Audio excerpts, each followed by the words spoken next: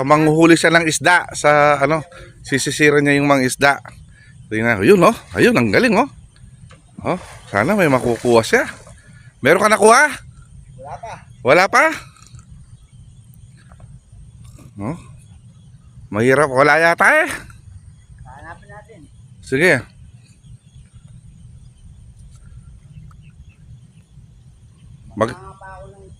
Magpalbog ka.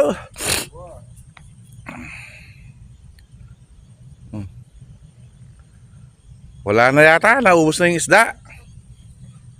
Sana may makuha siya. Kanina pa kami dito, wala pa kami nakuhuling isda. Oo. Hmm. Yung banda kaya rito, meron kaya rito. Sige, yan. Okay. Ayun po, kasalukuyan siyang Ayun! Ay! Nakakuha ko! Anong nahuli niya?